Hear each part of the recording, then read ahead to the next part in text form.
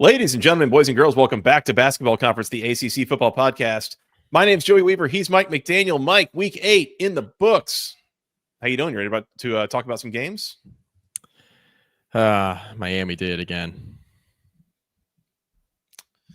Every year, without fail. How about that? How about it? Mike, we got a lot to talk about. We are live, youtube.com/@the-ACC Football Podcast. It is about 10:45 p.m. on the East Coast on Sunday, October the 19th. We had a full week 8 with a lot of things to talk about. Before you get started, yes. Bravo for actually making the time you said. Yeah, maybe even a minute early, which, there's a joke in there. We'll pass on that for now. Better be a minute early than a minute late is what I always say. That's right. Producer Scott's in the house, by the way. What up? Producer Scott, how you doing? How are the Giants doing today? Oh, God. Is there a way to kick you out of your own podcast? I tried telling you can just quit on your NFL team. I did it years ago, and I have zero regrets. It's been the best tried, thing. But I just fucking loves Cam Scatapoo. Yeah, well, can't quit CTE, Mr. CTE. Can't quit him. Him and Jackson Dart and the power of pre-workout is a tough drug to quit. So I'll give you that. Yeah, pre-workout. Yep. I call too. Yeah. I mean, that's how you do pre-workout, right? This is a family show. Yeah, we're a minute and 51 seconds in, and we've already dropped an F-bomb, and we're talking about using pre-workout improperly, we'll say. Dang, I wish I had the Walter White "We're a family" clip. Speaking of Miami, anyways, Mike, anything we need to hit on? By the way, shout out to the people in the chat. We got a bunch of people here with us. Appreciate the folks joining us here Sunday evening. Looks like a good crowd. Hit that subscribe button, please, if you have not already. Hit the bell icon. You'll be notified when we're going to go live next. Hit the like button. We'd appreciate that as well. That really helps us with the algorithms and so forth. Appreciate the people doing that. Yes. Yep. Thank you. Mike, Scott, anything before we get into a Rhoback rapid recap? I don't believe so. All right. As a reminder, wait. Show. Yes. No. Keep going. Sorry. This show brought to you by Rhoback.com. Use promo code GOACC20 at checkout for 20% off your first order. All sorts of fantastic athleisure wear, polos, hoodies, sweatshirts, t-shirts, shorts, joggers, lots of different stuff. Go check out the game day collection. Lots of great shirts for pretty much every school in the ACC. Really high quality wear. I love mine. Mike, Scott, you guys love yours, yeah? I do. Getting into hoodie and quarter zip season, I'm told. Still not here, but most places are. So go get them there. Scott is rocking a Rhoback Virginia Tech sweatshirt, the same one he was rocking this afternoon when we took our kids to the pumpkin patch. So, as you can see, nothing's changed. It works everywhere. Golf course, church, work, the pumpkin patch, home studio, wherever you are. Go get it all. Rhoback.com. Use promo code GOACC20 for 20% off your first order. Yep. Rhoback rapid recap.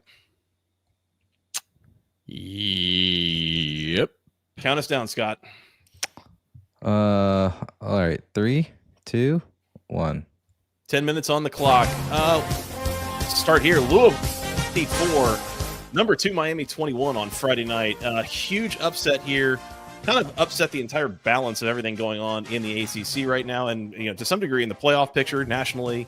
What a performance from Louisville. They got out to a lead early. Some pretty brilliant scripting, I felt like, from Jeff Brom. And then Miami had a tough time coming back, in part because Carson Beck threw no less than 4 interceptions in this game, potentially more that were wiped out by penalties. A brutal night from Carson Beck. As mentioned, Miami did it again, Mike. They did again. They celebrated No Kings protest weekend by proving they are not the kings of the ACC. This was a game that took the destiny out of their hands in terms of making it to Charlotte. We will get into that. They need some help now to make it to the ACC title game, which is insane to say because I still think they're the best team in the ACC. this did not go well for them. We'll get into it. The Beck performance was poor. I am all in on Louisville's defense now. I said I thought they were pretty good, but I did mention on the preview that they hadn't really played anybody yet. This was a very good Miami offense, and they made life hell on Beck and company. So very good performance by Louisville's defense. I've been singing Louisville's defense's praises all season, and this is why. They looked awesome in this game and made things very difficult for Miami in their own building. So shout out to the Cards. Also on Friday night, Cal 21, UNC 18 in a game that was really something to watch. It was definitely a football game. It was a bit of a brutal watch. Cal holds on. North Carolina going in to score the go-ahead touchdown here very late in this game and fumbles into the end zone at the 1 yard line, basically. Recovered by Cal. We were that close to North Carolina taking the lead and potentially winning this game, but alas, they don't quite get there. We'll talk about this game some more, Mike, but I didn't really love what I saw from either of these teams. Cal seems very up and down right now. Yeah, Cal's up and down. I thought Carolina was a better team here. We'll get into that. I thought they outplayed them. I thought the wrong team won. Yeah, I think that's probably fair. On Saturday, number 12, Georgia Tech 27, Duke 18. Lots of feelings and opinions on this game, and it's been very divisive, and a lot of people have a lot of opinions here. Point is, Georgia Tech 7-0 for the first time since 1966. They in the polls this morning, they are up to number 7, I believe, kind of on the AP and the coaches. They have done as much as they possibly can in the win-loss column. We can have the conversation about quality / how this game all played out. Honestly, for Duke, this kind of felt like a replay of the Illinois game where they just made a lot of self-inflicted mistakes that ultimately probably cost them a chance to win here. I agree. Good one for the Jackets. I will reserve my thoughts here for a couple minutes from now, where I have a take that is going to make a lot of people upset. That's what this show is all about, Mike, is upsetting people. Later on Saturday, number 18, Virginia 22, Washington State 20, a game that the Cougs honestly were leading most of this game. Virginia comes back, and then Wazoo has a Go ACC Moment of the Week candidate, accidentally fair catching a kickoff inside the 5 and ultimately getting a safety to put Virginia over the top. I have a take that's probably going to upset some people about that. Yeah, I was going to say, you and I are going to be marching in lockstep as we piss everybody off. It's going to be great. Yep. Anything else there while we're on the rapid recap here? Nope. I think we can continue. We'll keep moving. UConn 38, Boston College 23. Cash that ticket, baby. Yes, sir. UConn money line. Cash it. Right. That came in.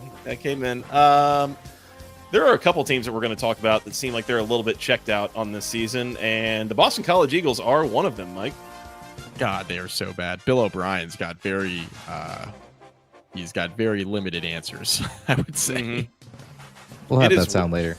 Yeah. It is wild how much this season has just turned around on a dime, starting with about overtime of that Michigan State game. Like, this is just, it's not going in a good direction for the Eagles. They switched, by the way, BC switched back to Grayson. Grayson James, right? Grayson James, in this game. Yeah. Switched How'd back that to go? Well, we can get into that more in a few minutes. Not well. Yeah. Not a lot going very well for Boston College right now. SMU 35, Clemson 24 Saturday afternoon. By the way, we recorded the preview Wednesday night, and I think it was Thursday, probably around lunchtime, we started seeing rumblings that Cade Klubnik might not play in this game, and the spread plummeted from like 9.5 down to like 5. Mm-hmm. And it might have even gotten lower than that, but ultimately, no Cade Klubnik for Clemson, and they were up against it pretty early and just never really able to fully get it done here. Yeah, Christopher Vizina for Clemson.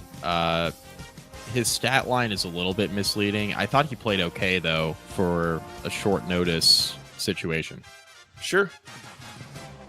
Yeah. But whatever we think about Cade Klubnik, Vizina's the guy that isn't good enough to supplant him, and you kind of saw why. Yeah.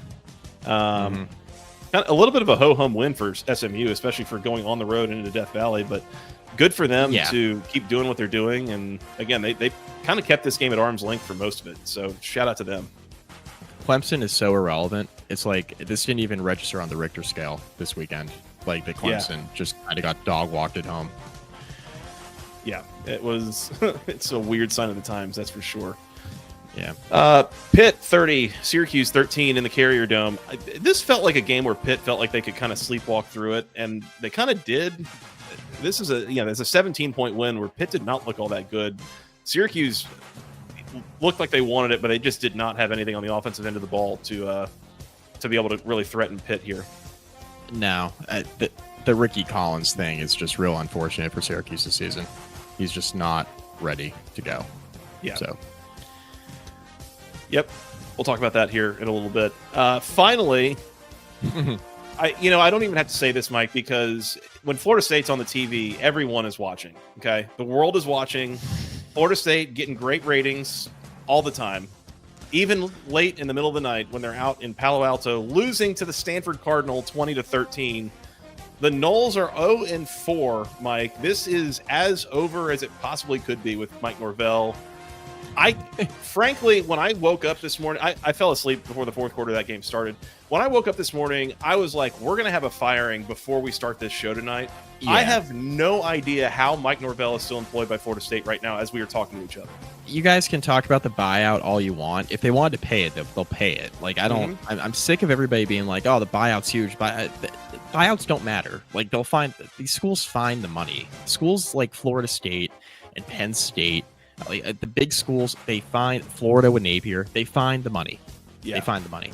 Yep. And by the way, we have 2 minutes here left on the clock. So, I mean, this is a good time for the rant because I don't know where else this is going to fit in on this podcast tonight.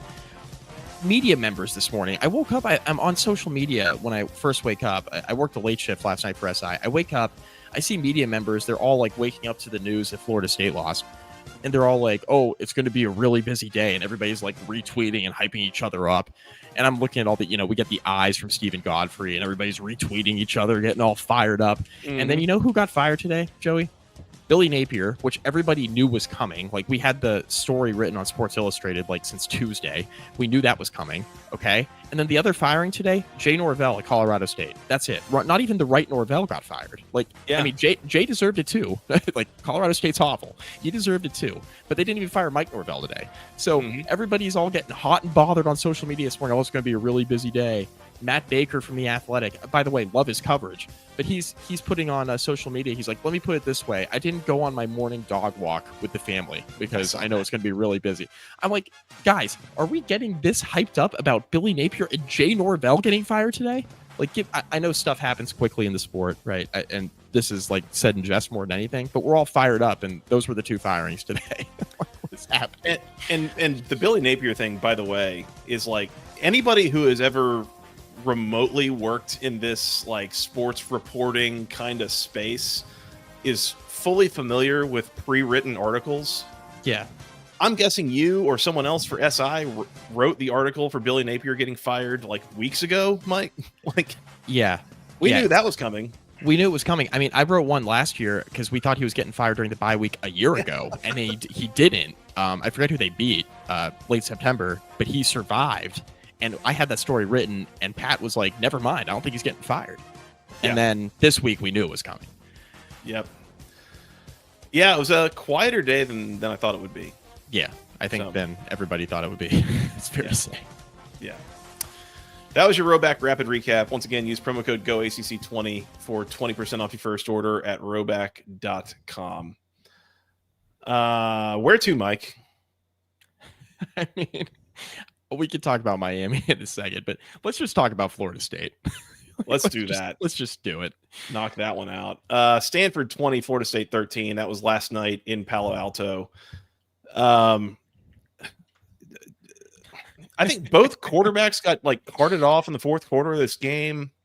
Tommy Castellanos took a nasty shot. Yeah. Ben Goldbrinson did something. I don't know if it was super clear. I think it was something lower body. I think it's an ACL situation. Oh, geez. Like a knee situation. Yeah, I mean, it wasn't pretty, but Stanford's defense just kept getting stops, and Florida State didn't get enough of them. And, I mean, shout out to Stanford.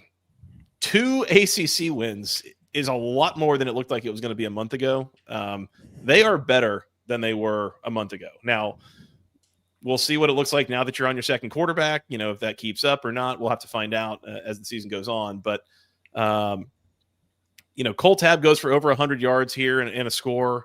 Again, Stanford's defense got some stops here, even though it seemed like Tommy Castellanos was game, and going to do his best. But Florida State seemed just completely checked out at this point. I saw some stuff about Mike Norvell just lighting into a player on the sidelines about who had just kind of brushed past him and ignored him after, I think, a penalty or something. This is so extremely over for Mike Norvell in at Florida State. Like, this is just a matter of when, not if. Like, he's done, and that program is done. They're checked out on him, I think. Yeah, they've totally checked out. John Talty from CBS Sports. This was about an hour ago, so good timing. This is, by the way, this is from Chris Hummer's article. Chris Hummer, also from CBS Sports, wrote this, and Talty just kind of quoted it, so I'm just going to grab it from him. Quote, after the loss to Stanford, a source told CBS Sports that players were cracking jokes in the locker room of having to, quote, respond yet again. Respond is a common phrase for Norvell to his team as losses mount. Yeah. So you have players in the locker room making fun of Norvell because they know what the message is going to be. They clearly don't care that they're losing these games. This season is over. I know he's owed like $50-something million in his buyout because you had to keep Alabama away from him 2 years ago after the undefeated season and the ACC title. I understand all of that. You have to fire him if you're serious. If you're serious about this, which Florida State tries to say that they are. They have their board of visitors members talking about how they want to exit the conference and that they're too good for the ACC. If you think you're too good for the ACC, if you think you are what you're purporting yourself to be, you have to fire him. I mean, this is becoming a joke. This Stanford team is being coached by Frank Reich. Nothing against Frank Reich, but he was literally called up by Andrew Luck. He's like, hey, look, can you do me a solid? Like, we're in a really tough spot. We had to fire Troy Taylor. Is he being paid? Probably something. Maybe, probably, but I don't know that for sure. He might not be. Like, he might be doing this for free. It's a private school, right? So yeah, you wouldn't know. No, yeah, good call. Yeah, I mean, look, if you're better than everybody else, like you say you are, you need to fire him. Right. The fact you didn't do it today is embarrassing for Florida State. It's embarrassing. Like, I don't care. Like, I don't care about the money. You should have it. You're talking about all these exit fees. You're puffing your chest out saying we're going to pay these exit fees to leave the ACC. And then, obviously don't do anything about it. Then you're suing the conference. Conference is counter-suing. You guys are all fighting each other. Then you guys drop your guns, right? You're like, okay, we'll chill out. TV revenue. It's all good now. We'll just sit here until 2030 when we have an opportunity to leave the conference, and we'll try to leave then maybe. Yeah. It's like, okay. 50 a smidge over 55 million for the buyout for Norvell. I mean, you got to pay it.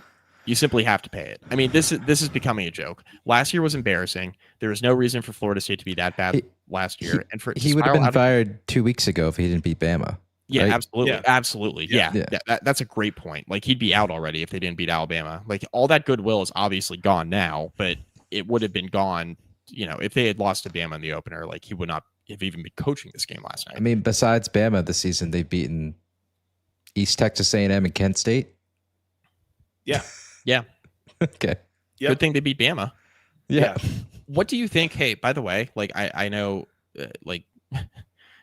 I know it's like a much different conversation because Florida State literally just lost to Stanford. But like, if Florida State played Alabama tomorrow with how these two teams have gone trajectory wise since that opener, what would the spread be? 20.5 on a neutral. 17. Yeah, on a neutral. Let's do it on neutral. 17-ish. Yeah. I mean, so yeah, the real question here honestly becomes, would Florida State be motivated to play that game? Because they don't look motivated. Yeah. No. If they were motivated, then maybe I'd go for like a 17.5, maybe 20. But if not, I mean, 28. Like, I mean, I don't know. Like, this was shocking to me. And this is the second year in a row that this has happened to Florida State and Mike Norvell. Right. that his players have checked out on him early and just quit, basically. That's what they've lost, what, 9 straight conference games? Yeah. Be going Yep. back to last season? They're like 1 for their last 12 or something against ACC competition. What was the stat today that SMU, Stanford, and Cal now all have more ACC wins since joining the conference than Florida State does? Yes. Just bizarre. Yeah. I did want to bring up this comment from Devin Hamilton, by the way. Couldn't happen to a nicer guy than Castellanos. And I've had my problems with Castellanos over the years. Noted Mike McDaniel hater. And I'm also going to assume the good faith of, like, we're not talking about the likely concussion that he left this game with, like, and we're just talking about losing games and yeah, no one wants struggling to see that. and all that. But I would be lying if I said I hadn't regularly thought about his comments from the preseason about, well, none of the teams in the ACC could stop me before, like Alabama can't stop me, or whatever it was, kind of talking some mess about how nobody in the ACC could stop him before. What happened to that? I took it as the concussion thing, and I thought it was way funnier. So it was glad. Hope he's okay, of course. Like I said, good faith on my end, but I mean, yeah. I mean, yeah. I obviously didn't take it that way with how I was laughing. Yeah. I mean, the way they were talking coming into the year and then beating Bama like they did, I was like, okay, Castellanos backed it up a little bit. Yeah. And then for it to go the way it has since then, Scott, you bring up a really good point. The fact they've really only beaten East Texas A&M and Kent State. I mean, you can't take the Bama win away from them, obviously, but like the fact that those are your only 2 other wins this year and what it's looked like since then makes that Bama win more like the aberration than the norm, which is crazy to say with how Alabama has looked since then. I mean, they're, I think, the best team in the SEC. So, yeah, I don't know. I mean, I look at this the rest of the way, and there are no gimmies, in my opinion, with Florida State. Like, with the way this team has rolled over and quit, like Wake Forest is playing hard every week. You do get that game at home, but like, how many of those players are going to come out? And you just lost to Stanford, so are we just going to say that they're going to win that home game against Wake Forest with how Wake has looked recently? Like, I don't know. That's a tough sell for me. Traveling to Clemson, I mean, who wants to win that game less? Virginia Tech's on an interim. You travel to NC State for a team that's, they were on bye this week, but like they're in a weird spot. And then at Florida, I just named a bunch of teams where you have interim coaches and or vibes are really bad. And I don't know if Florida State's going to win any of these games. I'm sure they'll win 1 or 2 maybe, but like I wouldn't put my money on it, right? So that's how bad I think the vibes are in Tallahassee right now. Yeah. Horrendous. By the way, while you were looking at Florida State's upcoming schedule, I was looking at Stanford's. And I kind of can't wait for that November game when they travel to Chapel Hill just to see. Yeah. Just to see. And then a week later, they've got Cal in the big game at home. And you want to talk about a Stanford team that could go into the Notre Dame game last week and be vying for a bowl game? Like, that's on the table. I'm just throwing it out there that's not a totally unthinkable scenario here for Stanford now, having gotten a 3rd win on the year. Very weird resume for them so far. But hey, shout out to Frank Reich and that group. I mean, they're improving, and like they're a lot better than I thought that they were going to be here a month ago, and that's definitely a compliment. All these coaching openings, and you forget the Stanford's one of them. Yeah. So I saw too where Stanford got fined $50,000 for storming the field. They don't care. They got $50 million, Mike, that somebody just gave them for football. Yeah. It's a drop in the bucket. Which, is meaningful when hiring your next coach, is that you've got now an arsenal of support behind you. Like that's helpful. That's a big deal. That would clean out my savings account, but Stanford's not worried about it. Yeah. Yep. They're totally fine. Do you have a savings account? Yeah. Try to. You guys have money? Stanford 20, Florida State 13. That's just so bad for Florida State, man. I can't get over it. Hey, man, I texted you guys 10 a.m. Thursday. Said, I think I'm going to sprinkle Stanford on the money line. That came home. Yeah. So was that 7-1? It was, almost. It was a little after that. Yeah. Yeah. So To answer the question, yes, some of us have money, right? After that. Yeah, Scott After that does. sprinkle. Say, have you seen my locks this week? Yikes. Oh, my God. All right, where to next? Louisville 24, Miami 21. Let's go there So- for sure. So Louisville here defensively, I think that's the story of the game. I thought that Miami would have some more success moving the football than they did. The running game was completely absent. We'll get to that in awards later. The running game was completely absent. Miami couldn't run it, and then they were kind of game scripted out of it to an extent during portions of this game. They were having a lot more success throwing it than running it.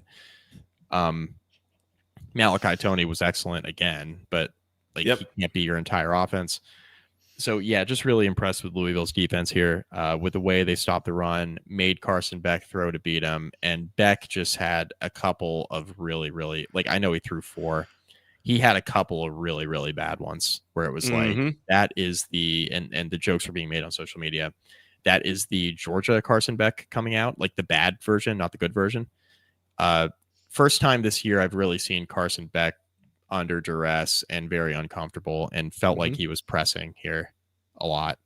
And I don't think many teams down the stretch of the season are going to do this to Miami defensively the way that Louisville did. This is, I think, the best defense Miami's played so far, accounting for where Notre Dame was when Miami opened the year with them.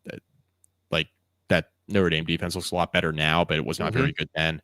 I think adjusting for where it is on the schedule and everything else, I think this Louisville defense is the best one Miami's played, and I would take Louisville's defense over Notre Dame's anyway. So I think so. I think, but yeah, this is the story of the game was Louisville's defense. I thought the offense had a lot more success than I thought. I want to shout out Louisville's offensive line here. The way they ran the ball was really impressive. Isaac Brown, 15 for 113. He did have that 128-yard run that, but it wasn't like he had just a bunch of huge chunk plays that skewed that stat. I mean, he just ran the ball well in this game, and that was surprising to me that Miami kind of got dog walked up front a little bit the way that they did. That what we talked about in the preview was that we thought Miami's defense would have success against this Louisville offensive line. That was the conversation we had in this preview, and the game did not play out that way at all.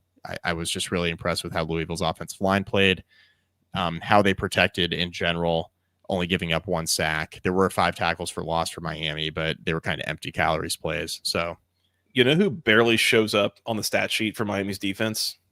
Ruben Bain. That would be Ruben Bain, who had 1 tackle in this game, and that was it. Super quiet. Yep. Super quiet. And so, some of that is, again, Louisville's offensive line probably playing a lot better than we expected, but some of it I think is scheme. I think Jeff Brom did some smart things here in how they game planned and attacked this Miami defense. That, I think that this offensive line punched above their weight in this game. I'm stunned that Miami came away with only 5 tackles for loss. Kind of sounds like a lot, but they only got to Miller Moss 1 time. Yeah, they ran the ball for over 100 yards.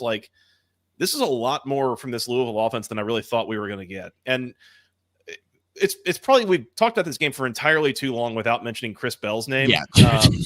Because that thing about you can't build the entire offense out of Malachi Toney, Chris Bell disagrees, because Chris Bell, 9 catches for 136 yards and 2 scores here. He was dominant in this game and gave Louisville big plays on a regular basis when they needed them.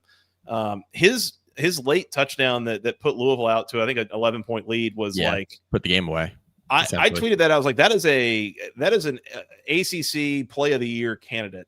The way that he catches that ball in the middle of traffic, he's in the middle of about 4 Miami defenders and just accelerates through all of them. Was an amazing catch and run for him. It might have even been a 3rd down too. I think I was blown away by that play. So.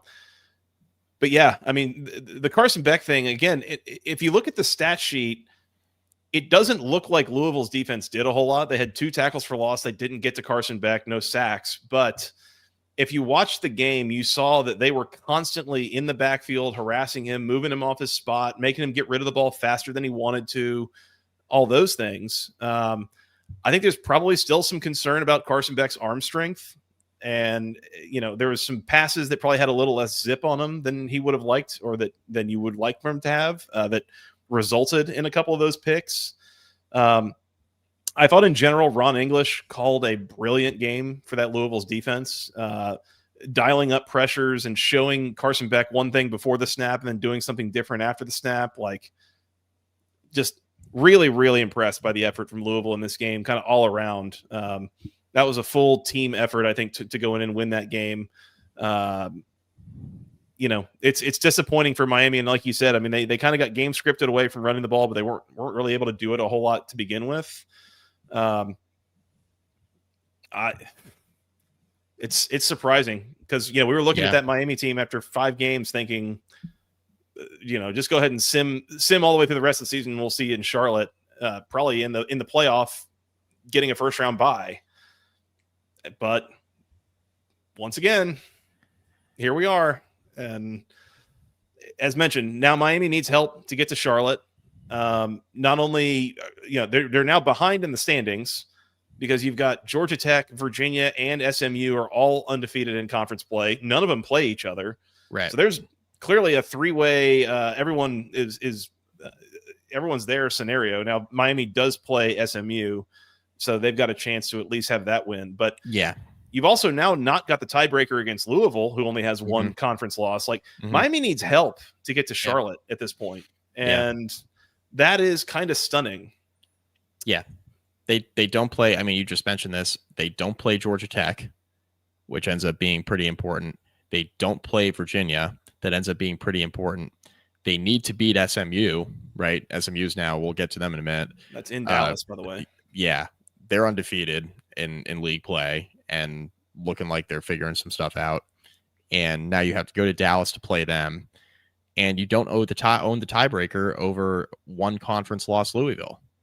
So not only do you need help, it's an uphill battle to get to Charlotte. Now, the ACC, like a lot of games left, right? And there's going to be some chaos. But Joey, you texted me this, and I think it's a really good take. So I'm going to bring this up. You mentioned, is this the best possible scenario for the ACC to get 2 teams into the college football playoff? And I was going to go back to this comment we got from Patrick Bailey 3 hours ago, which kind of lends into that same point you're trying to make here, Mike. Yeah. From Patrick Bailey, for the audio folks, as a fan of the conference who wants what's best for the whole conference, how bad is it when number 2 Miami loses? Yeah. I mean, congrats and well-deserved for number 19 Louisville, but what should ACC fans root for? So Miami wins out, right? And somehow doesn't, let's play this out. They win out and somehow don't make it to Charlotte, which isn't that far-fetched given Virginia's schedule and Georgia Tech's schedule in particular in league play, given what they have left. Clearly on the table. It is not far-fetched to think that Miami could win out and not make it to Charlotte, given those 2 team schedules in particular. 11-1 Miami with a 3-point loss to Louisville is going to make the college football playoff. Yeah. They were ranked number 2 and they lost. They lost by a field goal. Beck threw 4 interceptions. Like, the media is going to look at this, right? They're going to think back to the Friday night game. They're going to be like, all right, like, Miami's looked good since then. They looked good before that game. Is this the one blip? Okay, yeah. 11-1 Miami would get into the playoff. Now, by the way, with the loss, they dropped all the way to 9th. So as of this moment, they're still in the field. Right. Is that how it works this year? Because last year, Arizona State was outside of it, but then they got the auto bid, so they were in it. I don't know. It was so There's still an auto bid, but it was so confusing last year. Yeah, I mean, but to your point, Mike, if they win out, they won't be worse than 9th. Yeah. Right. They'll probably be 6th or 7th at worst. And then, yeah, again, they're in, is the point. Now, consider they have the win over Notre Dame. They have the win over Florida. They have the win over South Florida, who could be the AAC champion at that point. Like, yep. That's the point, is that at 11-1 and not making an appearance in Charlotte, Miami still has the wins and the resume to get into the playoff as an at-large in a way that I don't know that anyone else in the ACC necessarily would, other than maybe a Georgia Tech if they. But even then, like maybe you lose one, find a way not to make it into Charlotte, but then you maybe have a win over Georgia. Like you could get in on that. Like that's possible. But Miami is like about the ACC's only shot, I think, at this point of getting an at-large team into the playoff. And so think of it in NCAA basketball terms. This is basically Miami could be one of those that could have a way to steal a bid basically into the tournament. Yeah, no, for sure. And this was really bad for Notre Dame, for example, because I'm seeing Dennis bring this up in the chat. It was actually pretty bad for Notre Dame for a number of reasons. Number one, Notre Dame needed Miami to keep winning because Notre Dame dropped a very close game in the opener, obviously. But then on top of that, Miami's now in a position where they could steal a bid, and they would steal it from a team like Notre Dame, who would be 10-2. It was bad for Notre Dame on a number of fronts. Now, there were a bunch of teams that lost this weekend, and the more those teams keep losing, probably the better it is for a team like Notre Dame, who ends up having 2 losses, one to A&M, one to Miami, who are both looking like playoff teams. So there's still a path, obviously, for them to make the playoff. But yeah, I think from an ACC standpoint, this is your best chance to get two in, especially this year, was Miami losing and then now winning out. But can we trust Miami is the bigger question. You never can. You never, I mean, this weekend was proof that you never can, right? Like Cristobal is good for at least one of these a year. And even at like the top, because like Cam Ward pulled them out of a lot of stuff last year. Like they were trailing against Cal, for example, on the road, and he had to go crazy in the second half to bring him back. I mean, he did that multiple times last year, right? Where it was like, all right, this Miami team is asking for it. To date, right? Heading into this game, Miami had not really been asking for it this year.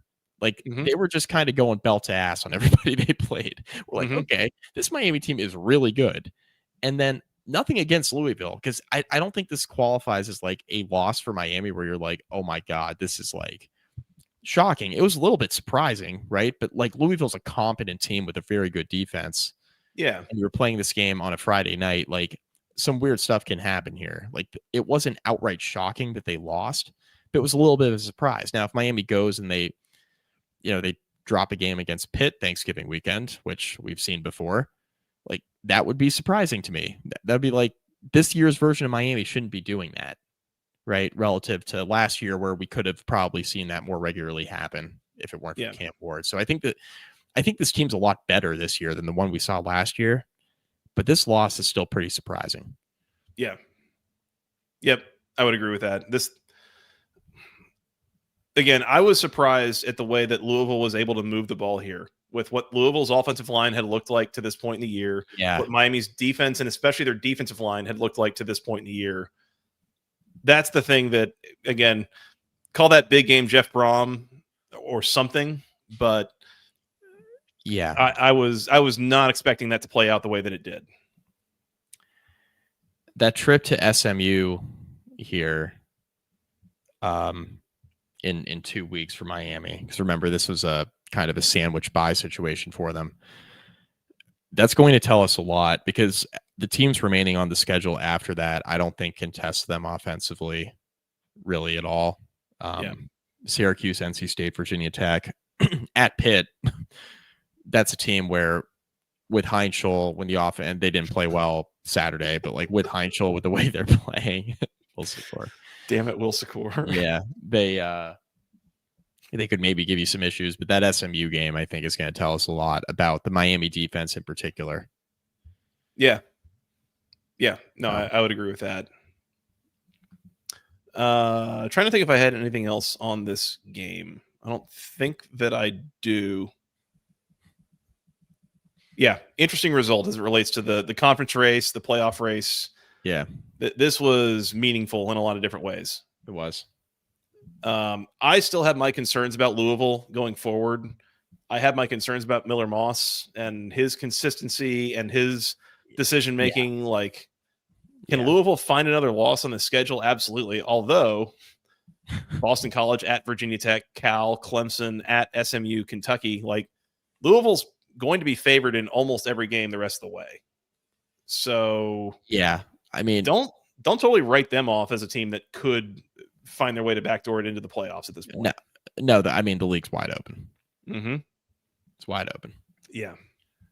Yep. Of an anaconda, by the way, when Miami celebrated Louisville getting a first and goal, I knew they were going to lose. More on that later. Stay tuned. Yeah. Stay tuned. More on that later. We'll come back to that. Anything else here, Mike?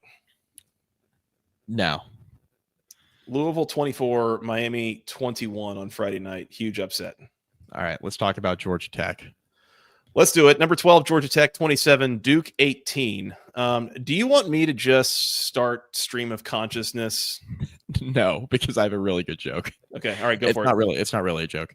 We were just talking about Miami, and I was thinking about watching this game yesterday. I was thinking about Georgia Tech and how I was going to make a lot of people mad on this podcast because I'm going to let you have the floor here in about 15 seconds. But you know who Georgia Tech reminds me of this year?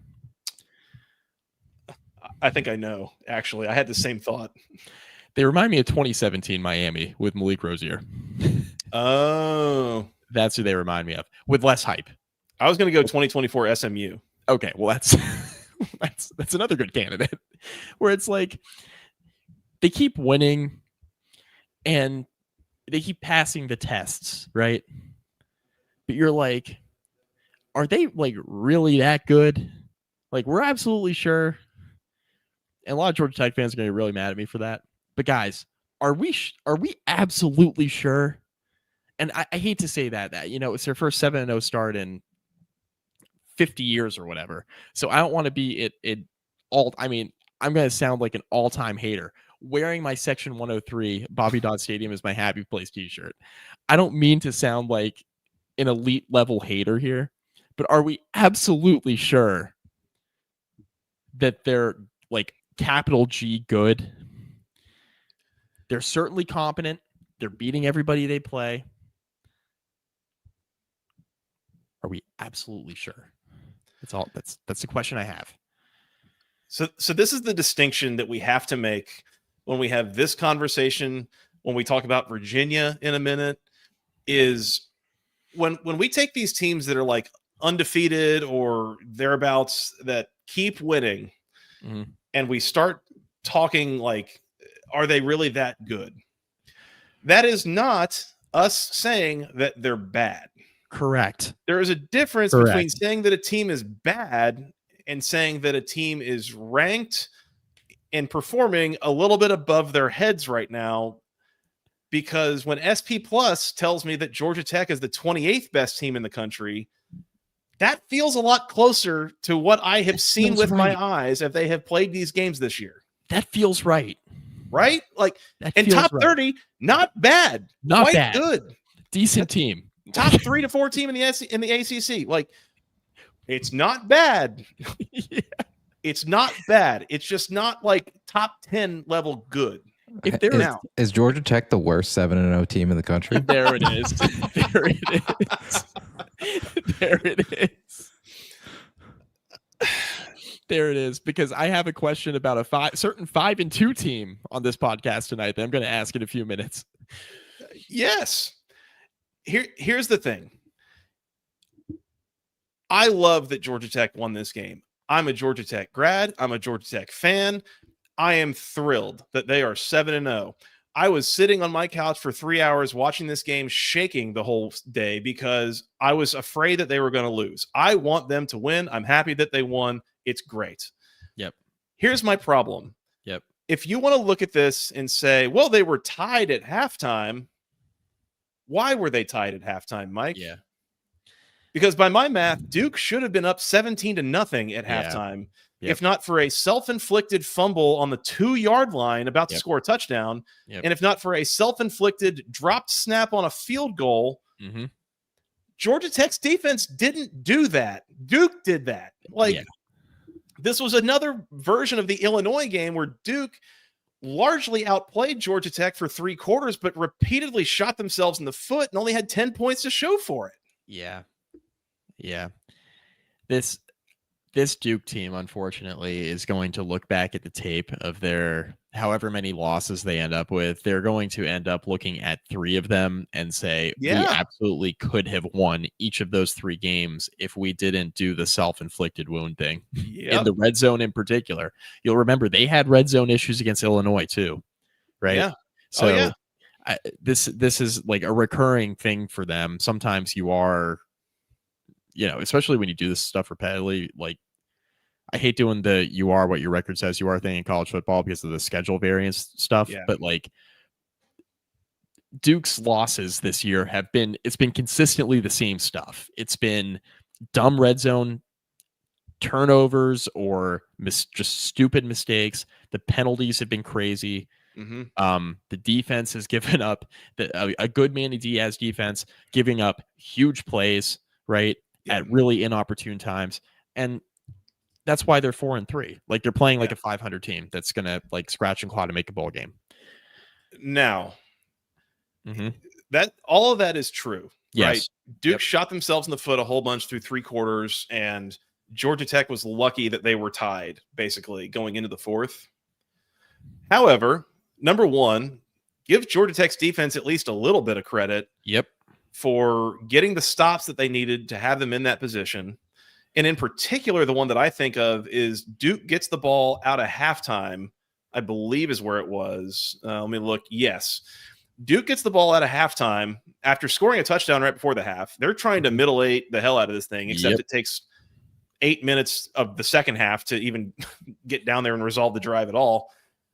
They go 15 plays, 50 yards, and they are down on Georgia Tech's 3-yard line, 3rd and 1.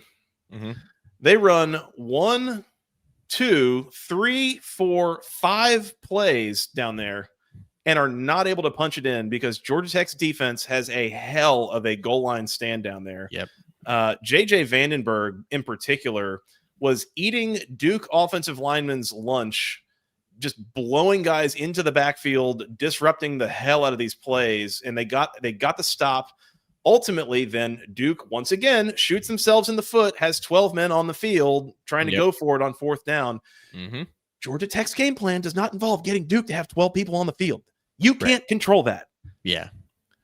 So Duke then kicks a field goal. It's a 3-point game. Georgia Tech goes down, hits one kind of big play, one of the first big plays they've hit all day on a broken coverage where Duke's defender fell down. Haynes King hits Josh Beetham 50 yards down the field, sets up field goal. It is in the 4th quarter, Mike, where I felt like Georgia Tech actually kind of dropped the hammer. And I felt like the first 3 quarters on offense, the game plan was not good. The play calling was not good. They kept doing the same stuff over and over that wasn't working. Duke was doing the same thing that Wake did on defense, loaded the box, stopped the run, was not letting anything go from this screen pass stuff that they were trying to run out to the side. The last play, I tweeted out, this is one of the worst called games I've seen from Buster Faulkner. I tweeted that out right after Duke almost intercepted a tunnel screen because it was like that easy to see coming because they'd run the same thing 3 or 4 times from the same formation. Was not impressed. 4th quarter, great. Because Georgia Tech finally figured out, okay, if they're just going to load the box and play everyone in close to the line, maybe we should try throwing it over their heads. And guess what? Duke's not that good in pass coverage. And next thing you know, it's chunk play. They scored on their final 4 drives of the game. They scored 20 points. And really, they could have scored even more than that. Isaiah Canyon had a ball that he caught in the back of the end zone that they ruled that he dropped it going to the ground, but it was pretty deep into that clause in the rule book of, well, if they're going to the ground, you got to complete the catch. But buddy, he had at least 2, if not 3 feet down. And it was a while after he caught that ball that he actually went to the ground. The broadcast even came back, they were saying when they reviewed it, oh no, I think that's incomplete. And then they came back from commercial and it was like the rules guy had pinged them and was like, hey guys, and he got on there, was like, I think this should have been a touchdown if I was, anyways, I thought Georgia Tech played really well in the 4th quarter, and what they did there, that looked like a top 15 team to me. Like the way that they just dominated the 4th quarter. Everything up until then, that should not have been a tie game. Duke should have been up by multiple scores. And I say all of this ultimately because as I look ahead and I'm trying to predict what can Georgia Tech do over the next, can they finish undefeated? Can they make it to Charlotte? I get skeptical when I see the offense go dormant for the entire first half. And that's where I have my issues. I guess I'm going to have to get used to this defense being just give up 1,000 yards in the middle of the field and try to win red zone roulette thing, because Duke went for almost 450 yards of offense in this game. At least in the first half, it felt like they could get whatever they wanted on offense. And Darian Mensah played well again for the first 3 quarters. The fourth quarter, everything was flipped on its head on both ends of the game, I felt like. So good win. I love it. Georgia Tech up to 7th in the polls, 7-0, first time since 1966. In the driver's seat, potentially going to Charlotte, potentially making the playoff. It's great. I love it.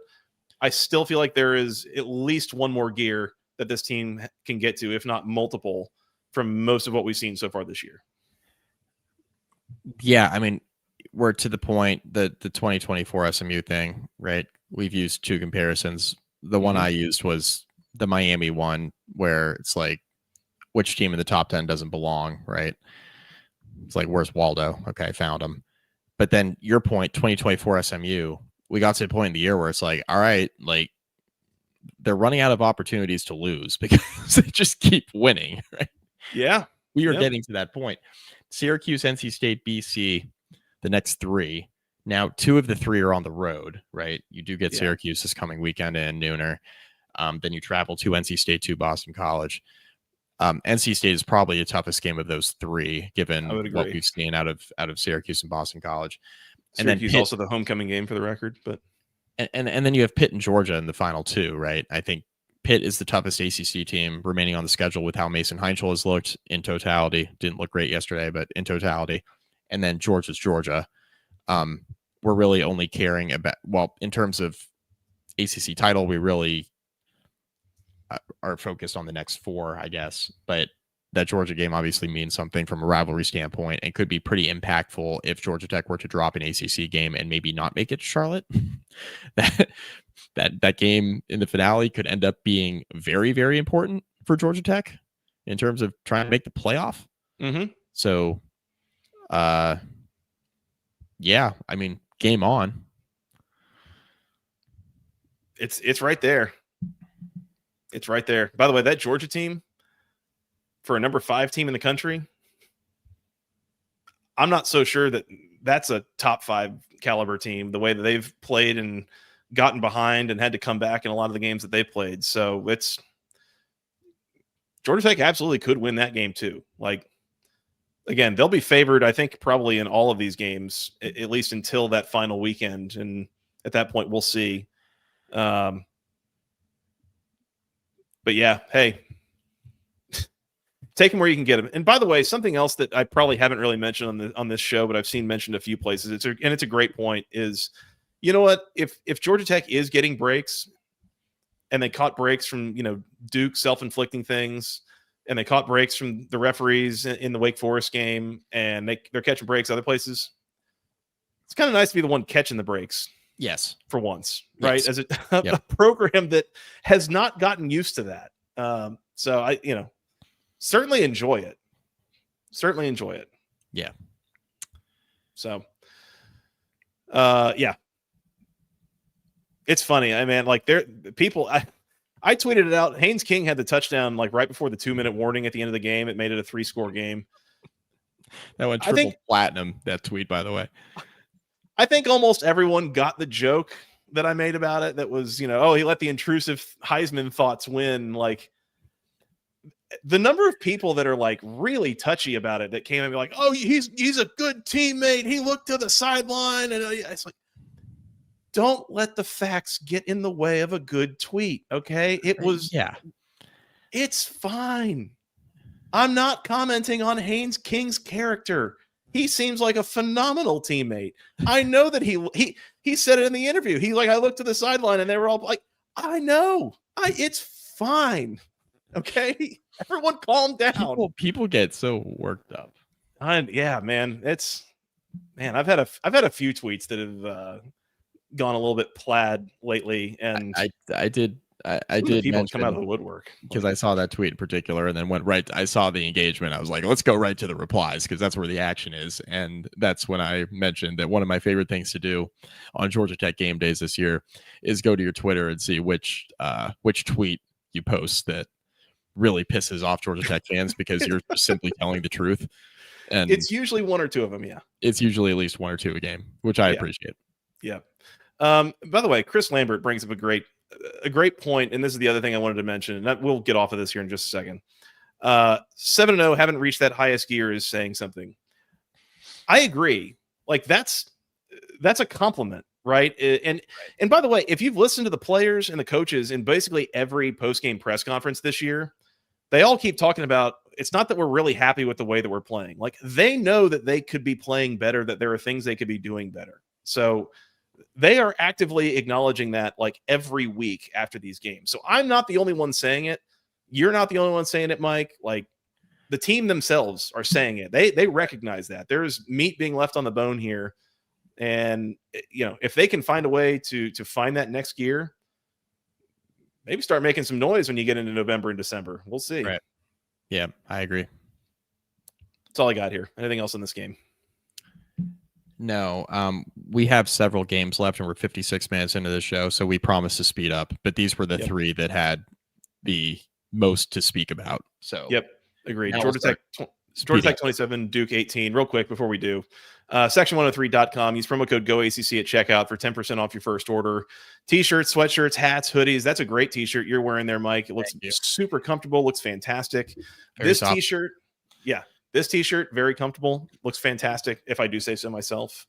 I got one of those Coach hoodies that now that it's starting to cool off a little bit, like once, I've been wearing around a whole bunch.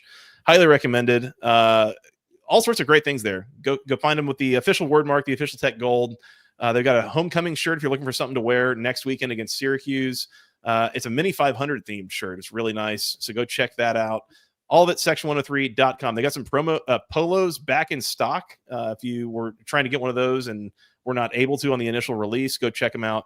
Section103.com. Once again, use promo code GOACC at checkout for 10% off your first order. Shout out to Steven and the gang. Appreciate their support as always. Yep. All right. Let's speaking of teams that keep getting away with it. So you want to have the same conversation about another game? Yeah, just the quicker one. Yeah. So Virginia 22, Washington State 20. Virginia is now 6-1. This game obviously did not matter for ACC title implications. Virginia played that way throughout. They were gift wrapped. You mentioned the fair catch thing from Washington State. They were gift wrapped a Washington State back against the wall in their own territory possession late in the game that turned into a fumble in the end zone that turned into a safety, which ended up being the deciding score in the game. So good on Virginia's defense and good on Washington State for gift wrapping this for Virginia. Yep. I was not paying there were a lot of good games on. I was not paying too much attention to this outside of Gamecast until Scott texted us in the group and said, hey, I think Virginia's screwing around. It's like, okay, maybe I should pay a little bit more attention to this. Right? Let's pay a little bit more attention to it. I thought this was one of the worst games Virginia has played all season. They didn't really have any business winning this football game. I didn't think. Just a pretty from the moment I put it on and started paying more attention to it, and then I looked back at the drive charts and I was like, this is kind of what they've been doing the entire game. Virginia's passing game wasn't very good. Their defense obviously kept them in this game. Virginia struggled to run the ball here. Yeah, it was kind of a mess. Sorry, I got distracted by the chat here a little bit. Yeah. This is a great point from N. Dennis, by the way. Yeah. So this win percentage graph from ESPN Washington's win, I hate using like ESPN analytics, but like Washington State was in control of this thing. It's just okay, Virginia wins. Like Yeah. that's basically how it happened. Just crazy. Mm-hmm. But yeah, I think what NDNS is saying is it resembles the state of Virginia, which it does. Yeah, that's also crazy. that. That is crazy. It does. Yeah, I mean Washington State's going to rue the turnovers here, and they're going to rue the fair catch inside your own 10, and those mistakes are why Washington is 3-4. Washington State's 3-4. Like that's why that's why we're having the same conversation we just had about Duke, right? Yeah. Like Duke's going to look back and they're going to be like, why did we lose some of these games? And if you've seen some of Washington State this year post John Mateer, it's kind of looked like this. Like these have been the losses. They've been pesky. They've been well coached enough, right? Where they're going to keep themselves in games. They are not an embarrassing outfit by any stretch. Mm-hmm. They could probably make a bowl game. It's not that. It's just they're going to look back and these are this is how they lose games, right? So I think Virginia was kind of gift wrapped one. I do think Virginia is getting away with it a little bit. Same way I think Georgia Tech's getting away with it a little bit. I think Virginia probably more so than Georgia Tech. But yeah, this is win your clunkers. Yeah. For those. I was gonna say, I mean, that's kind of been the theme for both of these teams with Virginia and Georgia Tech is win your clunkers. Wazoo, speaking of weird resumes this year, barely beat FCS Idaho, kind of blew out a pretty decent San Diego State team, got blown out by North Texas, who's pretty good, and blown out by Washington, who's pretty good.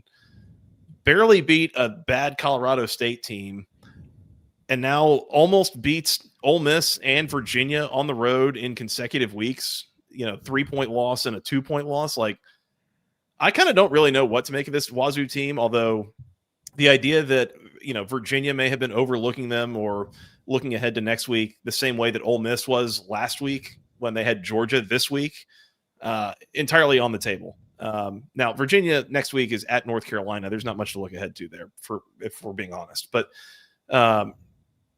Virginia coming out of a bye week here, if I'm not mistaken, this was not impressive, and they did enough that they had to do to get themselves back into the game, tie it, and then ultimately caught a couple of breaks, at the very end of the fourth quarter. But they were chasing this game for most of it, and I don't know if it is the bye week thing that then it takes a little bit to get back into rhythm or what it was. And I mean, again, they're +2 in turnovers. They didn't turn the ball over in this game at all. They just couldn't really sustain drives all that well. And again, give Washington State some credit, but it's hard to say what that team is. It's what you said, Mike, is like, again, they continue to get away with it. And that's not saying that they don't win the games. They do. You'd rather win them than lose them. Same thing as Georgia Tech. I'm just saying, if you keep playing like this, at some point, if you're not like dominating the teams that you're playing, someone's going to jump up and get you. And that's especially true this year in college football more than any others. Is like the margin is really thin. And if you're not able to, really dominate a game, sometimes that oblong, strange shaped ball is going to bounce in a way that these 18 to 22-year-old guys aren't really prepared for or expecting. And it's going to go the other way. Like, so you open yourself up to that randomness. And so as we look again at what's coming up for Virginia, that's where you wonder how repeatable these wins are. Like, it's different to win these games by 2 and 3 points and get multiple defensive scores against Louisville and things like that versus go out and win by 17 to 21 because you run the hell out of the ball and are able to really thrive on a play action game or something like that. Like, it's so. By the way, that's the other thing. I don't think we really hit on it when we needed to, but because it's gotten mentioned again in the chat tonight, Virginia winning that game at Louisville, having multiple defensive scores, that's lucky. Okay. Mike, when you play CFB 26 on the Xbox or the PlayStation, whatever it is you play it on, how many plays in your defensive playbook are labeled pick 6 or scoop 6 or punt return for touchdown or any of that? It's called turnover luck for a reason, guys. It's not repeatable. Yeah, not repeatable. It's not something you can like dial up. You can't dial up the turnover play. Like you hope it yields a turnover, but like you can't dial that up on defense. When it happens, it's great, but there's a reason that it doesn't happen to every team in every game because it's random and lucky when it happens. You're not spamming scoring plays on defense. Like that's not how that works. Yeah, exactly. So, but again, Virginia's 6-1. They moved up into the rankings. I think, are they 16th now? Yeah, they are 16th in the country. They are 16th. Hey, they're probably going to keep winning too. Like, yeah, Carolina, Cal, Wake, Duke, and Virginia Tech. Like, find the loss. Yeah, I mean they could lose a couple of them. They're probably not going to. This is a good Virginia team, just like Georgia Tech. It's a good Georgia Tech team, but is it like capital G good? Probably not. And Virginia and Georgia Tech, they can kind of be talked about together because of how their schedules have laid out this year too, and how they've kind of looked in some of their wins. Yep. Yeah, I would agree with that. A lot of similar corollaries there. Yeah, I would say.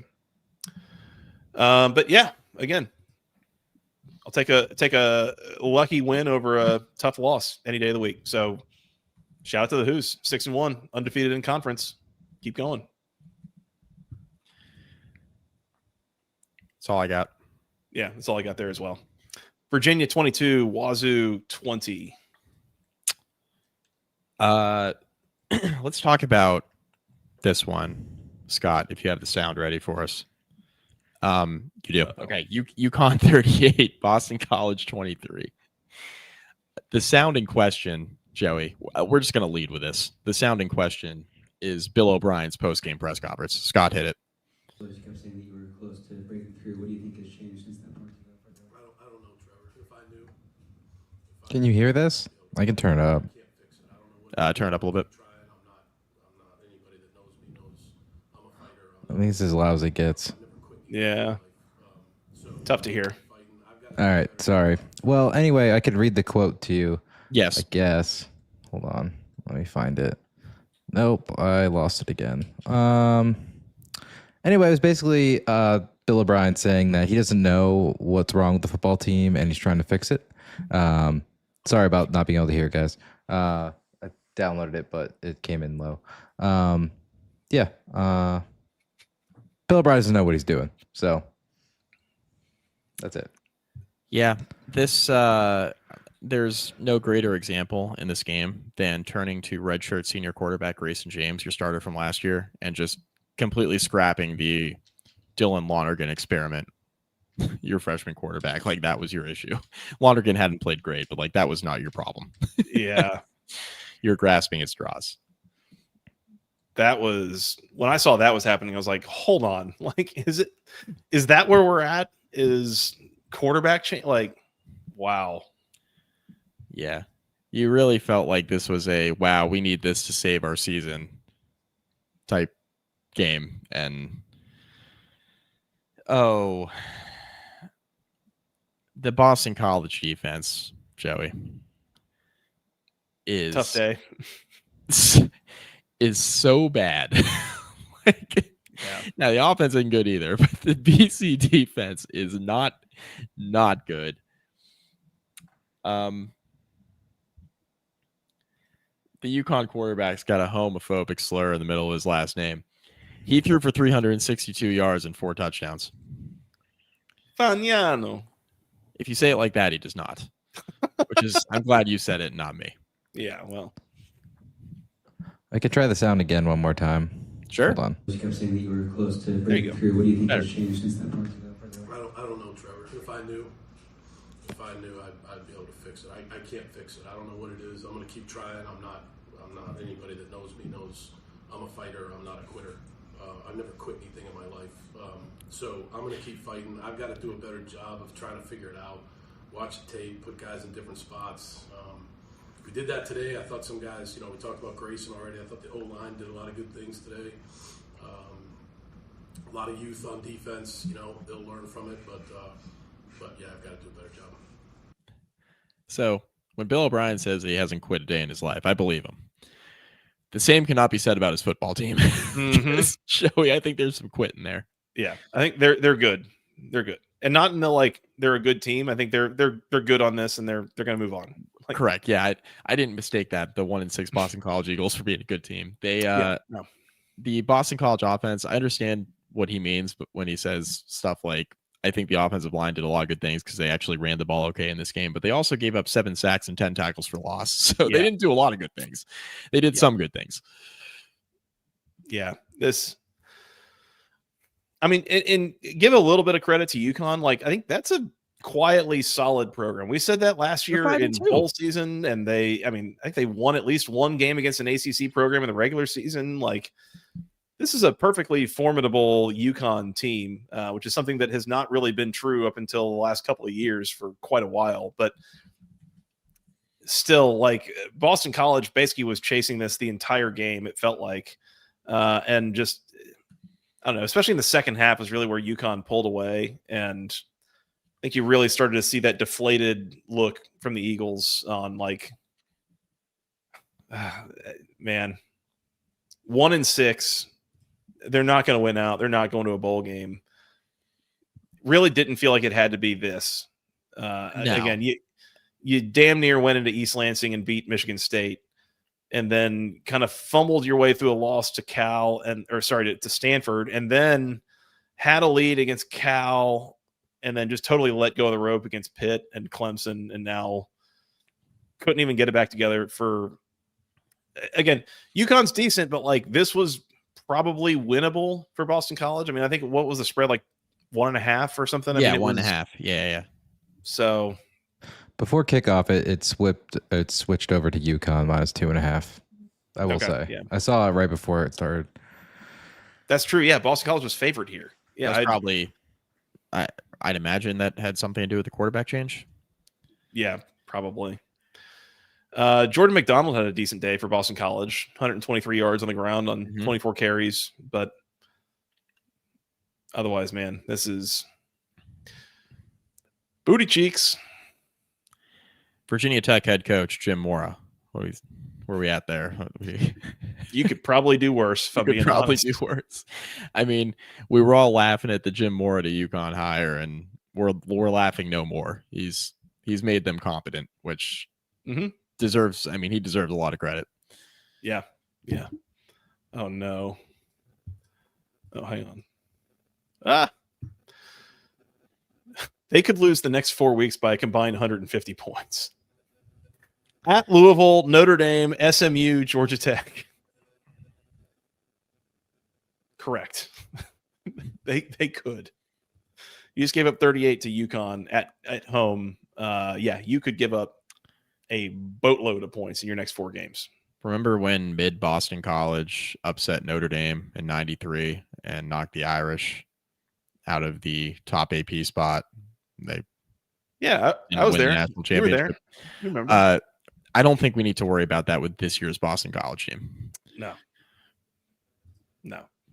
This isn't even that, what was it, 2014 that Boston College had like the number 1 defense in the country and like the number 129 offense in the country or something. Like, just an all-time half team, basically. Yeah, this isn't that either. That was back in the Mark Rogers TV days. Yeah, there you go. That's all I got here. UConn 38, Boston College 23. That was an ACC breakdown topic, Joey. You want to throw it way back, if you will. Like around the horn for sickos. Yep. Can we do SMU Clemson? Yeah. Let's do it. SMU 35, Clemson 24. Again, if you didn't hear earlier, we did the preview on Wednesday night, and it was Thursday. We started really hearing a bunch of smoke around Cade Klubnik not playing in this game. He did not. Christopher Vizina gets the start for Clemson. The stat line looks okay, but like my eyes watching this game, he was just completely overwhelmed. They did not ask him to do very much. He couldn't really do it either. That's fine. SMU kind of kept this game at arm's length for most of it. Ultimately ends up being a pretty easy win for the Ponies. And that's a big deal for them as a program to go into Death Valley and not even really have to work that hard to win this game. Yeah, Jordan Hudson, not the Bill Belichick girlfriend version, the SMU wide receiver version, absolutely cooked here. Mm-hmm. Clemson's defense had no answer. 7 for 131 and a touchdown. That included a 70-yard touchdown catch. He cooked here. This was a pretty dismal showing by Clemson's offense. Like, you need the ball here, right? Especially with a backup quarterback in the game. The fact that you couldn't do that, I think, tells you a lot about Clemson's offense, number one. But I think SMU's defense had a little bit to do with this too. And they've been quietly starting to play a little bit better. Mm-hmm. Again, not the unit they were a year ago on that side of the ball, but they made life pretty difficult on Clemson. Rangers King, our resident SMU fan, Vizina was awful in the first quarter. They wouldn't let him air it out. After that, he was all right. They could have won if they let him air it out more. The receivers were constantly beating us. I mean, yeah, there was certainly more success in the latter stages of the game, right? But Clemson wasn't going to be in a position where they were going to let their backup just like air it out early against a SMU defense that I do think is gaining some confidence here. So the better team won. I don't know necessarily that Cade Klubnik would have made a world of difference just because we've seen this Clemson offense this year. I mean, he certainly would have helped, right? And maybe with the quarterback run game stuff, maybe that aids with like Adam Randall's stat line, for example. But like we've seen this Clemson offense this year. This isn't something that was going to be like, this wasn't going to be like a 40-point effort. Yeah. We both picked Clemson to win the game. We both picked SMU to cover. That was before we knew of the Klubnik injury. Yeah. That would have been my pick. Like, again, like going back to the preview, that would have been my pick again. Mm-hmm. But I do think with how this game played out, I think the better team won. I think if I had known when we did the preview that Cade Klubnik wasn't playing, I would have picked SMU to win the game. Mm-hmm. Yeah, I would have too. Yeah. And again, like on the principle, and I think I kind of mentioned this on the rapid recap, is like we've seen what we've been getting from Cade Klubnik, and it hasn't been all that good. Mm-hmm. It's been okay, but generally like across the board, like not that great. So who's behind him that can't play and can't be better than that? Like you're going to take a step down from that to whatever's behind him on the bench. Like I would not have been ready for that. Yeah. Rangers King, by the way, calling out Clemson tried like hell to run the ball in this game, and SMU's defense did a great job of just totally bottling that up. They could get nothing going in the run game and basically forced the passing game to be the thing that Clemson was going to have to use to win. Again, the numbers look okay. They got some yards in garbage time. I say garbage time. It was kind of late, the final 20 minutes or so of the game. But like Clemson through their first 9 possessions had just like a shade over 100 yards of offense. Like they could not move the ball for most of this game. It was kind of a tough watch. So again, credit to SMU. It's a little bit of a ho-hum kind of win, but Kevin Jennings did enough here. There's definitely reason, I think, for question of is he healthy or not, and I'm pretty sure it's a somewhat resounding no on that. Like, he's got some lower body stuff he's been dealing with, but still obviously gutting it out and able to do enough in the passing game to get SMU home here. We also had Dabo after the game, like finally, it was like a come to Jesus moment for him. Be like, all right, had a lot of great years. This is not a good one. Mm-hmm. And we got to figure it out. Is that because he's done with Garrett Riley? I mean, I don't see any reason to think that, well, next year it'll be better. Like, you've had 3 years, you've had the same 5-star quarterback the whole time. You've kind of remade the receiver room for the last couple of years. Like, what more do you need? And we've talked about on the show, like, is this a Garrett Riley thing? Is it a Dabo thing? Like, and it does make me wonder too, because I just keep thinking about the Dabo quote when he was asked about Garrett Riley, and he was like, it's going better. You know, we've been kind of merging the Garrett Riley stuff with the Clemson stuff. There should be no Clemson stuff. It should be just the Garrett Riley stuff. Yeah. Like, whose fault is this? Yeah. Now I think we'll have our answer if Garrett Riley like leaves here or gets fired or whatever and goes and cooks somewhere else like he was doing at TCU and elsewhere. Well, and at that point, was him cooking at TCU a Garrett Riley thing or a Sonny Dykes? Sonny Dykes, yeah, Sonny Covey. Dykes thing. Yeah, no, that's a different one. Yeah. And Dennis, by the way, brings up shout out to Bryant Wesco Jr. having him evaluated for a potentially serious head and neck injury. Wanted to call that out. That's appreciate the reminder on that, and Dennis, because that is, I mean, that's not good, right, at all in any way, shape, or form. So, thoughts and prayers to Bryant Wesco and Clemson for that situation. That's not great. Clemson stinks. There was a small update today that it might not be as serious as they once feared. So that's good. That's good news. Yeah, that's what we'd like to hear. Yep. Clemson stinks. Yeah. By the way. Joe, I think Joe might be a first timer in the comments. Welcome, Joe. Thank you for joining us tonight. I think he's a Louisville fan. Who do we have next weekend? SMU at Wake. Come back for the preview later this week. 3.5. I might surprise you with my pick. Wake, by the way. No, it's SMU. It's SMU favorite 3.5 at Wake. No, I'm saying I might take Wake.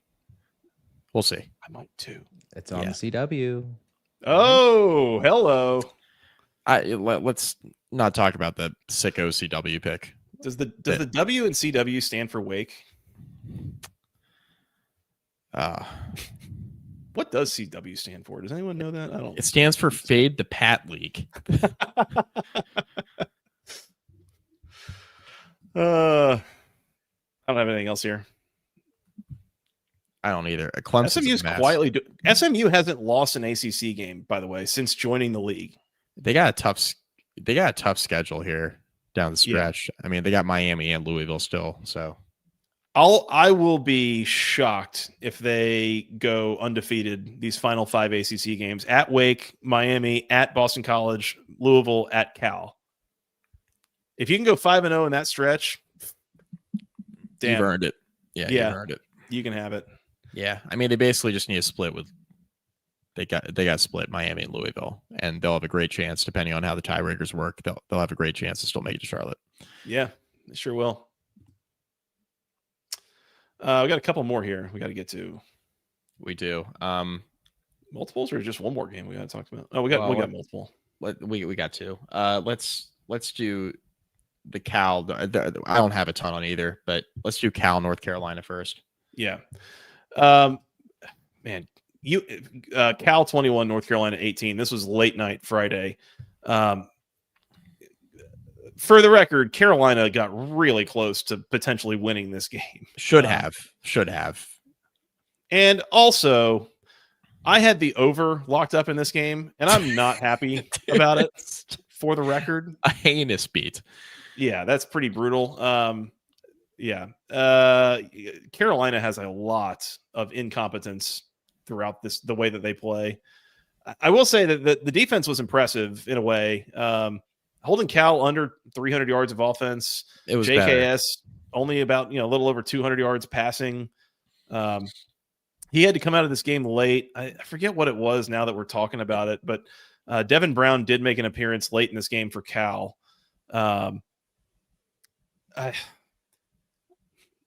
Carolina's just not. They're not very good. They're not going to be very good. I don't know if they're going to win an ACC game. We'll see.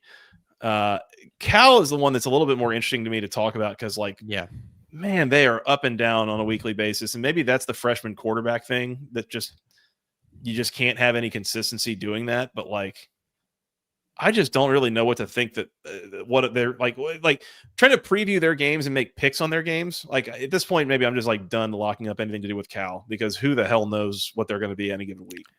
Hey, Scott, I have a question for you. Yes. Is Cal the worst 5-2 team in the country? Oh my God. Nice. I didn't even notice they're 5-2. They're 5-2. Oh my gosh. Joey, I don't have a list of 5-2 teams in front of me, but I can tell you without hesitation, I would take several of them before I take Cal on neutral field. I bet pretty much any of them could have beaten Boston College and North Carolina by more than 7 combined points. Yeah, that's a really good point. So I don't have a ton here. I did text you in the first half because I was working Friday night, and I texted you and I said, "Hey, Joey, Carolina's outplaying Cal here." And then I went to bed. I went to bed around halftime because, Saturday night's going to be crazy. So, I go to bed around halftime. I'm like, all right, we'll just see how this turns out in the morning. And then I saw how Carolina lost and how the second half went. And, man, Cal is very fortunate here. Mm-hmm. They're very fortunate. I agree that Carolina's defense was better. This is, ironically, the best coached game they've had so far this year coming out of a bye. Probably, yeah. Some of that has to do with how Cal played, certainly, but yeah, I thought Carolina defensively, to your point, played a lot better. I thought offensively they did some good stuff. The fumbles, I mean, they had 3 fumbles. One to start, like, very first play of the game, they fumble and Cal scores, and it was like, oh my God, here we go. Yeah, and then, here we go. Then Carolina settled in, and it was like, okay, this is going to be a game tonight. But I mean, there were 2 fumbles that absolutely killed them. It was the first play and then their last offensive play that ended up costing them the entire game. They should have won the game otherwise, right? Touchback in the end zone at the end, which I'm sorry about your total bet. That's brutal. And then the first play, first possession, you fumble early in the game, Cal goes down and scores short field. Like that's tough. That's how you lost a 21-18 game against a Cal team that got thoroughly outplayed here, I thought. Yeah. Like thoroughly outplayed. To your point, Cal is very up and down. They're going to make a bowl game. By the way. Yeah. They're going to make a bowl game. They won't lose the last 5 games on the schedule here. I mean, we can add Cal to fraud watch. Like, I'm not going to sit here and call like Georgia Tech and Virginia frauds. I think that's too strong. Cal's on fraud watch at 5-2. Cal's definitely not going to lose out, are they? At Virginia Tech, Virginia, at Louisville, at Stanford, SMU. They're definitely not going to lose all 5 of those games, are they? Joey, Cal travels to Blacksburg on Friday, and Virginia Tech is laying 2.5. It opened, Joey, Virginia Tech laying 4.5. The Hokies are favored over a 5-2 team, and I don't think that's wrong. I don't think it's wrong. So when I say stuff like, is Cal the worst 5-2 team in the country? They might be. They might be. It might be. That's all I got. Yeah. Also, I agree with you. Carolina might not win an ACC game. They just don't have any players. Yeah. What do you think the total would be on a Iowa-Cal game? Because Iowa's 5-2. Oh, I mean, Iowa would be favored by probably 2 scores there. I would say 12 total. 29. It's 37, maybe 29. Also, another candidate for the worst 5-2 team, the Western Kentucky. I don't know. Yeah, they'd be competitive with Cal. I was gonna say I might take Western Kentucky on neutral.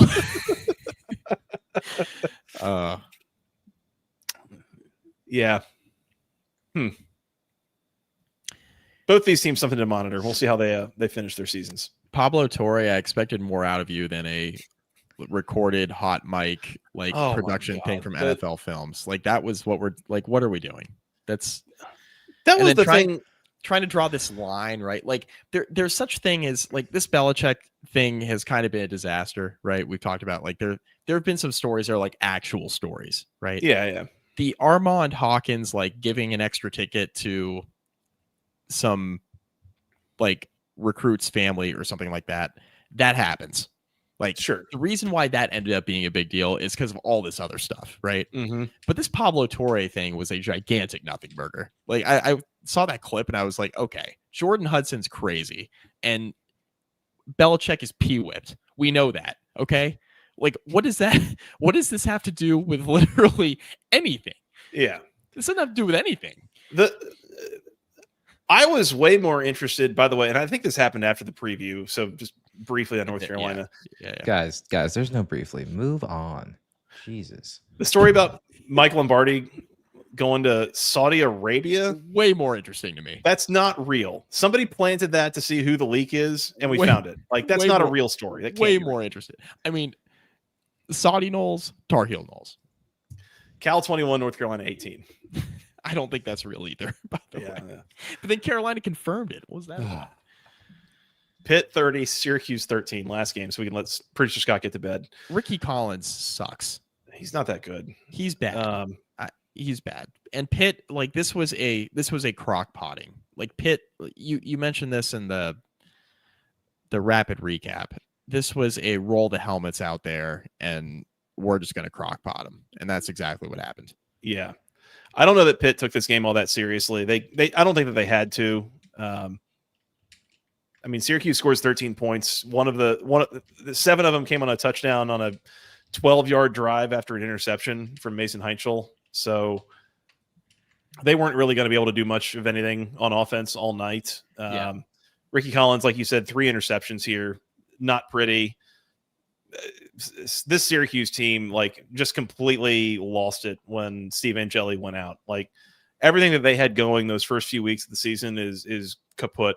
And I mean, can they win 3 more games? We'll see. I'm not even going to go through their schedule right now, but like, I think they've lost 3 in a row since Steve Angeli went out. Like, this does not seem like it's getting better, or at least not significantly better. I will say their defense played their tails off yesterday. 12 tackles for loss, 7 sacks in this game was kind of wild. But again, I don't think Pitt took this game very seriously. They didn't have to. They won. They're a 5-2 team, but this is probably their worst performance under Mason Heinschel in the last few weeks. But I don't think it's necessarily an indicator of things to come with how this all played out. So I agree. Pitt's fine. Carolina could maybe beat Syracuse. I mean, this is maybe. Yeah. If we're looking for one, like, maybe that's the game. But yeah, I mean, Syracuse could lose. My point is Syracuse could lose out, and that's a schedule that includes Carolina and Boston College. Yeah. Like, those are toss-ups. That last game of the season between Boston College and Syracuse is going to be that is a Sickos Committee special. I cannot wait to pick that one. Which coach is going to be more angry on the sideline in that game? Fran or Bill O'Brien? I will say that I think Boston College is quitting on Bill O'Brien. I do not think Syracuse is not quitting. No, they're not. This is not an effort issue for Syracuse. It's a capability of Ricky Collins mainly. It's not even a Fran Brown coaching issue. It's like this is just not, like, we just need another quarterback. We can't move the ball. Yeah. Right. Yeah. Completely agree. That's all I got here. This real quick. By the way, shout out to Pickle Chips, Hail to Pitt in the chat. Hail to Pitt. And mentions that the ACC network coverage of this game was brutally bad. Camera guy was hitting the boost. I was saying the same thing about the Georgia Tech game. Like, what is going on with camera work on these broadcasts right now? They're tailgating. Great. Yeah, it must be. It's got to be it.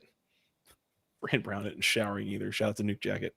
The ACC network coverage of these games has been just, the production quality is garbage. Rough.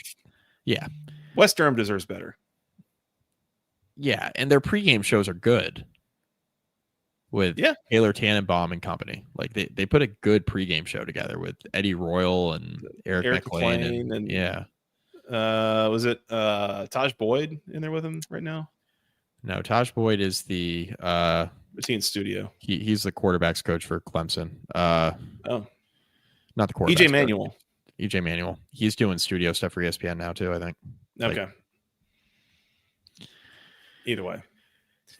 Oh, Mark Richt. What are we doing? He's in studio. Richt. Yeah. Yeah. Doing his best. Yeah. Gotta love him. Yeah, God, he's hanging in there. Yeah. Speaking of hanging in there, producer Scott's hanging in there and ready to go to bed. You want to do some awards? Let's do it. Let's do it. The Go ACC moment of the week.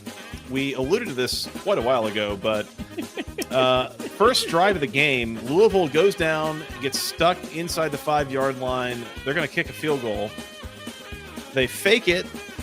It's just a little keeper by the holder. He kind of runs off the left tackle. He gets the first down. He's down to like the 1, but they don't get in the end zone. Miami has a defender who is fired the hell up. He is just ready to go that they didn't get into the end zone. Jacoby Thomas. Clearly missed something about the part where they did get the first down and then immediately punched it in right after that. So yeah. Go ACC to that, celebrating a successful first down. Yeah, go out to our Twitter account. Yeah, at BC Podcast ACC. We tweeted it. It was great. Video's fantastic. Honorable mention, by the way, Georgia Tech's defense got a delay of game at one point in their game against Duke for basically slapping too much ass. Was the nature of the penalty. It was the simulating the snap count penalty. But if you look at it, it's, I don't know if it was a linebacker or a defensive end who goes up to his teammate and is like slapping his teammate on the side like he's like riding a horse, trying to get him to go faster, trying to get him to like shift over. Again, and who that's among us? how we get penalized. You know, outstanding. Happens. It was fantastic. It happens. The Brian Van Gorder Memorial You Tried Award. My nominees here were Duke for red zone execution, which I think they had 3 red zone trips for -4 points on balance. Yeah. And then also the entirety of the UNC Cal game. Everyone really tried hard there. Yeah, maybe North Carolina with like fumbling, trying to hold on to football. I think would be a good choice. That's right. You tried. Try again next week. Mm-hmm. The Bobby Petrino Memorial You Didn't Try Award, I think, goes to Florida State, who really phoned it in against Stanford. Yeah. Honorable mention Boston College, but they ran it okay, so we can't make fun of them too much. The Kobe Bryant Memorial Volume Shooter of the Week Award. Can we start with Yassine Willis, who is a repeat winner of this award, I believe. 13 carries for 16 yards on the day. Kobe. Yeah, that ain't it. I was going to go with Miami's rushing attack. We have a couple candidates. Mm-hmm. But the one I would like to stick with is Mark Fletcher. 8 carries for 18 yards. He did score a touchdown, so good for him. Got in the end zone. And he got a third of his yards on one play. He had a 6-yard run. So he also had 7 carries for 12 yards. So.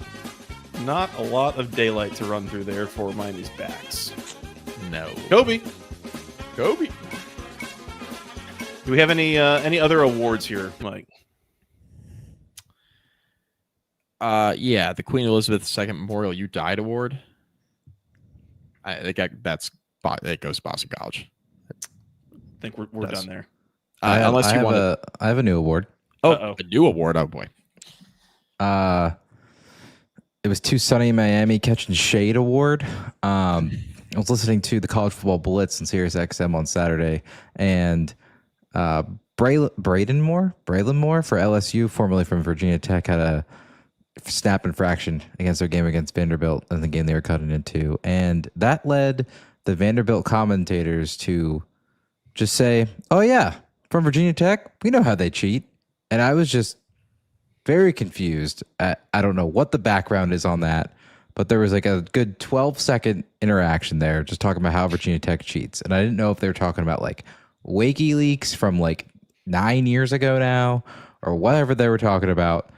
Just very confused. So it was Sunny in Miami Catching Shade Award, Virginia Tech Hokies, for a penalty that happened in an SEC game from a guy that transferred there.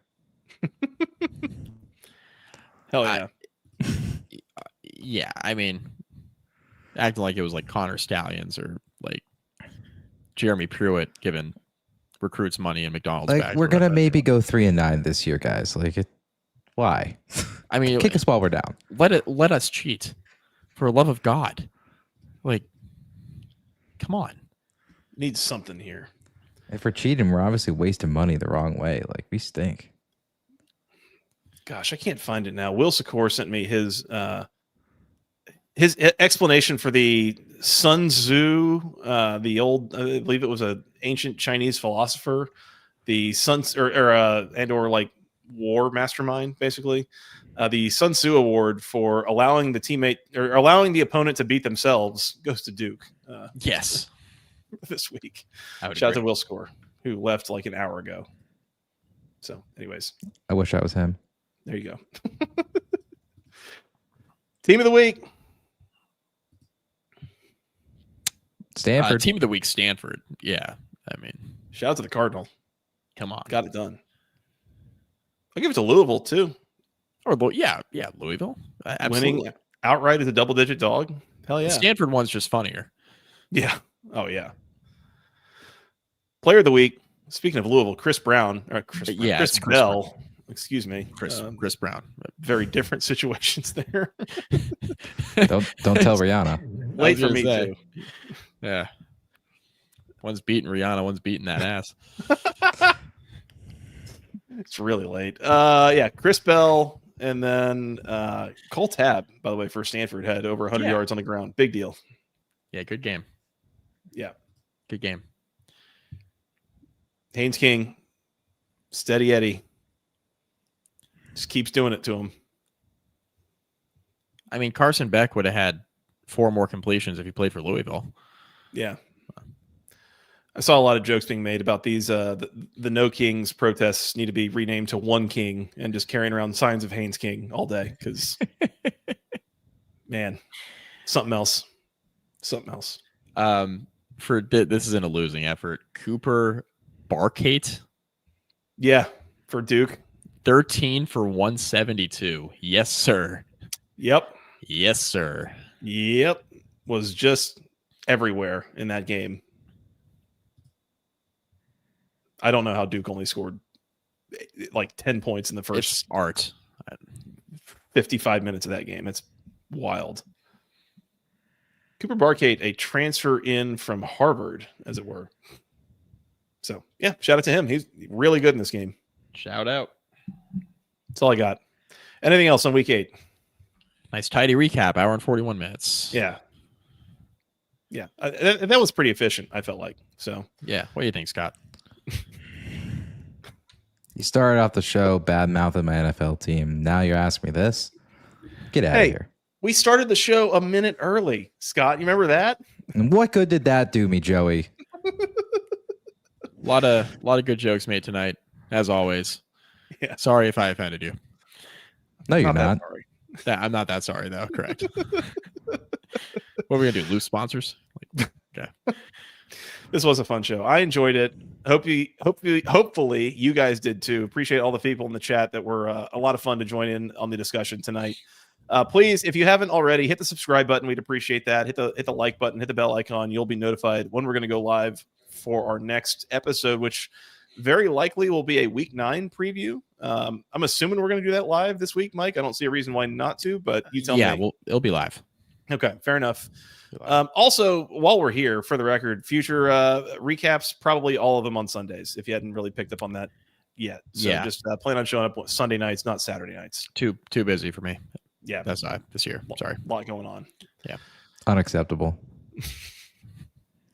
Go find us on audio on Spotify, Amazon, Apple, all those good places. You go find us anywhere you find your normal podcasts. Go find us on Twitter at FTRSJoey, at Mike McDaniel SI, together at BC Podcast ACC, at Severus_Snipes for producer Scott, if you want to go find him there.